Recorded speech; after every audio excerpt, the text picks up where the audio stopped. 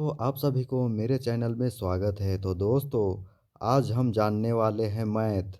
दोस्तों, आज हम मैथ सीखने वाले हैं दोस्तों, इस चैनल पर आपको कमज़ोर विद्यार्थियों के लिए एकदम गणित सीखने का सुनहरा अवसर है दोस्तों।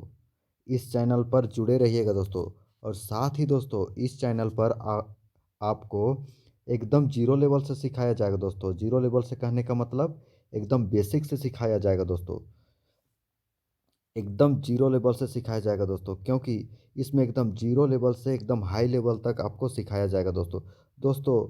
साथ ही सीजीएल, एसएससी और बड़े बड़े एग्ज़ाम का इस चैनल पर तैयारी किया जाएगा दोस्तों। और साथ ही यह बेसिक पार्ट 1 है दोस्तों, क्योंकि इसी तरह का आप लोग के बीच 4-5 पार्ट एकदम बेसिक से रहेगा दोस्तों, जो कि इस चैनल पर सिखाया जाएगा दोस्तों। इसका सबसे पहला पॉइंट क्या कहता है, महत्वपूर्ण तथ्य होता है दोस्तों। यही सब आपको याद करना है, नहीं तो आप मैथ को बना नहीं सकिएगा और नहीं समझिएगा तो आप बड़े बड़े मैथ को नहीं बना पाइएगा। तो पहला महत्वपूर्ण तथ्य क्या कहता है उसको चलिए जानते हैं दोस्तों। किसी संख्या में, कोई भी संख्या है 1 2 3 4 5 6 7 8 9 10, किसी संख्या में शून्य से गुना किया जाए तो गुणनफल शून्य प्राप्त होता है दोस्तों। कोई भी संख्या है, मान के चलिए 12 × 0, उसमें देखिए दोस्तों, किसी संख्या में, कोई भी संख्या मान लिए 12 मान लिए, में शून्य से गुना किया जाए तो उसका गुणनफल कितना हो जाता है दोस्तों? शून्य हो जाता है। देखिए दोस्तों, एक के स्थान में कोई भी संख्या रह सकता है, गुना जीरो इक्वल टू जीरो होता है दोस्तों। इसको आप अच्छा से समझिएगा। यह एग्जाम्पल सब है दोस्तों। देखिए नीचे एग्जाम्पल दिया गया है। 6 × 3 × 0, 3 × 6 = 18, 18 × 0 0, 3 × 0 0, 6 × 0 = 0। तो दोस्तों, इसको अच्छा से समझ गए तो दूसरा पॉइंट पर जाते हैं। जब शून्य को किसी संख्या से भाग दिया जाता है, कोई भी संख्या है, अगर शून्य को किसी संख्या से भाग दिया जाता है तो भागफल शून्य प्राप्त होता है। देखिए दोस्तों, कोई भी संख्या से अगर शून्य को भाग दिया जाता है तो उसका भागफल शून्य प्राप्त होता है दोस्तों। देखिए उसका एग्जाम्पल देखिए, 0/5 = 0, फिर 0/9 = 0, 0/343 = 0। मतलब कि कितनों बड़ा संख्या ले दोस्तों, लेकिन अगर जीरो को किसी भी संख्या से भाग देंगे ना तो उसका मान जीरो ही आएगा, उसका भागफल जीरो ही आ जाएगा। तो तीसरा पॉइंट क्या कहता है, देखिए दोस्तों, यह बहुत ही इम्पोर्टेंट है।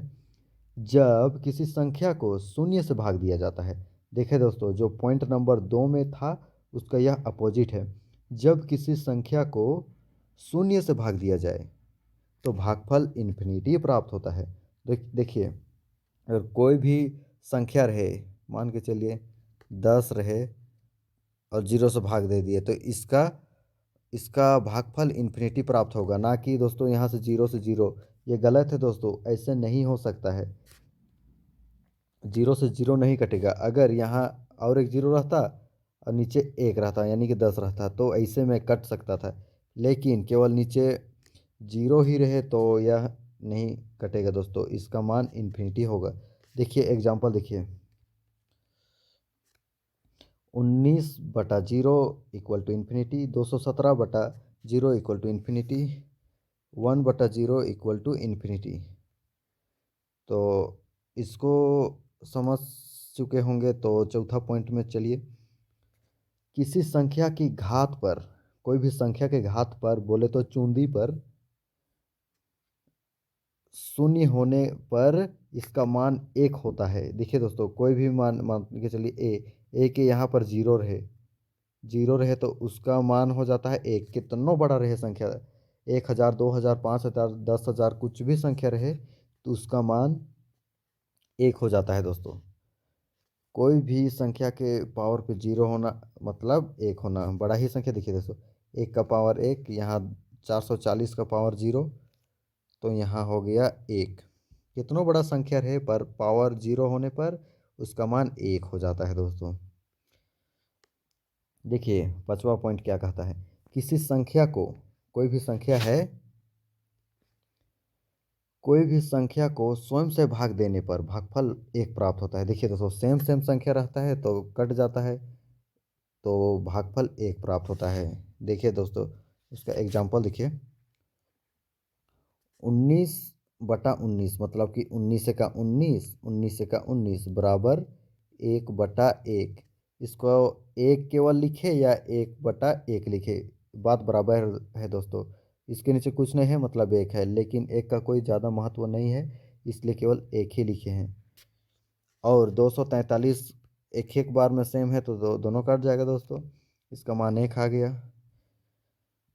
और यहाँ 6/3 इक्वल टू 1 नहीं होगा दोस्तों, क्योंकि देखिए यहाँ 3 × 1 = 3, फिर 3×2 = 6, इसका मान आना चाहिए 1, यह इसका मान आना चाहिए 2, जो कि 1 है। तो यह एग्जाम्पल 5 के लिए सेटिस्फाइड नहीं होगा दोस्तों, यह सेटिस्फाइड नहीं होगा। जीरो से जीरो को भागा देने पर इसका नॉट डिफाइन दोस्तों, इसका मान नहीं आएगा। देखिए दोस्तों अब जोड़ और घटाव देखते हैं। जोड़ और घटाव यह सब बहुत ही महत्वपूर्ण है दोस्तों, क्योंकि यही सबको अगर नहीं जानिएगा तो आगे जाकर मैथ को नहीं समझ पाइएगा और आपको बहुत ही परेशानी होगी। इसलिए आपको मैं एकदम बेसिक से सिखा रहा हूँ दोस्तों। हो सकता है आपको बकवास लग रही होगी, लेकिन जिसको नहीं पता है उन लोगों के लिए यह वीडियो बहुत ही ज़रूरी है दोस्तों। तो चलिए आगे बढ़ते हैं।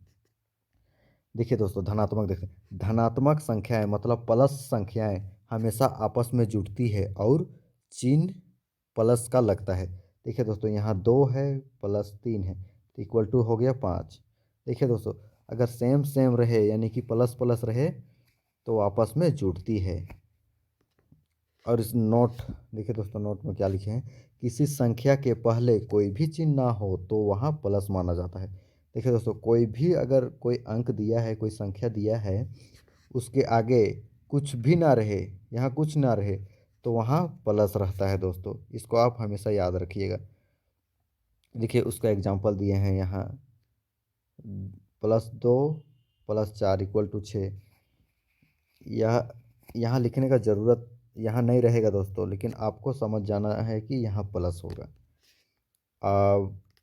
और आगे देखते हैं।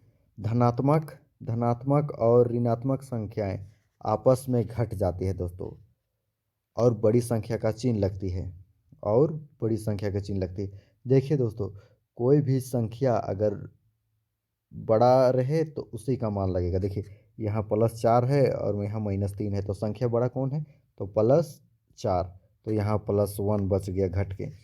यहाँ 10 है और -13 है, तो बड़ा संख्या कौन है दोस्तों, -13, तो इक्वल टू -3 हो गया घट के। इसी तरह यहाँ भी -7 है और यहाँ +10 है, तो इक्वल टू 3 हो गया दोस्तों। यहाँ प्लस नहीं लिखे हैं मतलब यहाँ प्लस है। यहाँ -3 है +9 है तो इक्वल टू 6। यहाँ लिखने का ज़रूरत नहीं है, लेकिन आपको समझने के लिए लिख दिया हूँ। और पॉइंट तीसरा क्या कहता है, ऋणात्मक संख्याएं आपस में जुटती है। देखिए दोस्तों अगर एक जात का रहे संख्या तो वह आपस में जुट जाती है। एक एक एग्जांपल देता हूँ दोस्तों, कोई बस्ती में अगर एक ही जात का रहे, एक ही जात का घर बनाना लगे, एक ही जात का घर बनाना शुरू कर दे और बहुत सारा हो जाए तो वहाँ एक गांव का निर्माण हो जाएगा दोस्तों। उसी तरह अगर इसमें माइनस माइनस जुटता गया तो वहाँ माइनस की संख्या बढ़ जाएगी और माइनस का चिन्ह लगेगा, मतलब कि उस गांव का माइनस से, समझाने नहीं जान रहा हूँ दोस्तों। देखिए अगर उस तरह का संख्या रहेगा तो वहाँ माइनस माइनस उस गांव को माइनस गांव कहलाएगा दोस्तों। उसी तरह का यहाँ -3 और -5 इक्वल टू -8, -7 और -10 इक्वल टू -17। आशा करता हूँ दोस्तों समझ गए होंगे। तो गुना में चलते हैं दोस्तों, गुना मल्टीप्लिकेशन। तो इसमें देखिए दोस्तों प्लस गुना माइनस इक्वल टू माइनस होता है दोस्तों। और इसका एग्जांपल देखिए दोस्तों, यहाँ 3 + 3 प्लस है और गुना -4 माइनस है, तो इक्वल टू -12 हो गया दोस्तों। यहाँ देखिए दोस्तों, माइनस गुना प्लस, यहाँ -3 है और यहाँ गुना +4 है। तो फिर भी दोस्तों पहले इसको आगे लिखे या पीछे लिखे, तो गुना minus plus minus equal to minus होता है दोस्तों। और साथ ही दोस्तों अगर माइनस और माइनस गुना हो आपस में, देखिए तो माइनस और माइनस गुना हो आपस में, तो वहाँ प्लस हो जाता है दोस्तों। और अगर अगर प्लस और प्लस गुना हो, देखिए दोस्तों प्लस और प्लस गुना हो तो वहाँ प्लस हो जाता है दोस्तों। यही सबको ध्यान रखिएगा, तभी आप बड़े बड़े मैथ को अच्छे से बना पाइएगा, नहीं तो आप नहीं समझिएगा तो आसानी से नहीं बना पाइएगा। देखते हैं नोट दोस्तों, नोट में क्या लिखे हैं। अगर घटाओ माइनस का गुना सम बार हो, मतलब कि 2 बार हो, 4 बार हो, 6 बार हो, 8 बार हो, 10 बार हो, मतलब कि 2 से भाग लगे उतना बार अगर माइनस का गुना हो, तो वहाँ प्लस होने लगेगा दोस्तों, प्लस हो जाएगा। क्योंकि देखिए दोस्तों, यहाँ -1 बार है, -1 बार है, एक और एक 2 बार है, तो 2 से भाग लगेगा, तो इसलिए यहाँ इसका गुना होके 144 हो गया दोस्तों। और अगर घटाव का गुना विषम बार हो, मतलब कि 3 बार हो, 1 बार हो, 3 बार हो, 5 बार हो, 7 बार हो, 9 बार हो, मतलब कि दोस्तों 1 से 3 से भाग लगे या बोले कि 1 2 3 भाग ना लगे, मतलब कि क्या बोले, एकदम 1 3 5 7 इस टाइप से अगर आए तो वहाँ माइनस लगता है दोस्तों। देखिए यहाँ गिनती करते हैं, 1 2 3, 3 बार आया तो यहाँ -60 हो गया दोस्तों। इसी तरह से आपको समझते हुए चलना है। अगर नहीं समझ रहे हैं तो एकदम अच्छा से देखिएगा, बारीकी से समझ में आ जाएगा। एकदम ध्यान से पढ़ने से आपको आसानी से समझ में आ जाएगा, क्योंकि दोस्तों मैं इसको एकदम डिटेल्स में लिखा हूँ दोस्तों। तो चलते हैं अगला क्वेश्चंस पे, अगला पॉइंट्स पर। भाग क्या कहता है दोस्तों, यदि अंश और हर के चिन्ह समान हो, अगर हर और अंश का चिन्ह समान हो तो वहाँ उसका मान धनात्मक होगा। देखिए दोस्तों, यहाँ ऊपर और नीचे अगर सेम सेम रहे चिन्ह तो उसका मान धनात्मक होता है। और यदि अंश और हर के मान असमान हो, मतलब कि अलग अलग हो, तो उसका मान ऋणात्मक प्राप्त होता है दोस्तों। देखिए उसका एग्जाम्पल यहाँ है। देखिए अगर हर, देखिए अंश और हर दोनों समान हो तो उसका मान प्लस होता है। और यहाँ उसका एग्जांपल देखिए दोस्तों, 4/2, मतलब कि दोनों प्लस है तो इक्वल टू प्लस माइन, फिर यहाँ प्लस है और यहाँ नीचे माइनस, तो इक्वल टू माइनस हो गया भाग लग के। फिर यहाँ देखिए उसी तरह से माइनस हो गया, यहाँ माइनस गुना माइनस इक्वल टू प्लस हो गया, माइनस माइनस कट जाता है दोस्तों, इसलिए भागा में माइनस और माइनस कट जाता है, इक्वल टू प्लस हो जाता है। और यहाँ माइनस गुना माइनस, माइनस सॉरी माइनस भागा प्लस इक्वल टू माइनस होता है दोस्तों, क्योंकि एक प्लस और माइनस रहता है तो उसका भागफल माइनस हो जाता है। तो दोस्तों इस वीडियो में बस इतना ही। मैं आपको नेक्स्ट वीडियो में चर और अचर राशि के बारे में बताने वाला हूं दोस्तों। तो दोस्तों वीडियो आपको कैसे लगी कमेंट करके बताइएगा, साथ ही अपने दोस्तों के साथ शेयर कीजिएगा दोस्तों। मैं आपको एकदम बेसिक से सिखाने वाला हूं मैथ्स दोस्तों, इसीलिए इस चैनल पर और दोस्तों को जोड़िएगा दोस्तों। बस दोस्तों इस वीडियो में इतना ही, नेक्स्ट वीडियो में चर और अचर राशियों के साथ आपके साथ मिलते हैं। ठीक है दोस्तों, बाय बाय, धन्यवाद।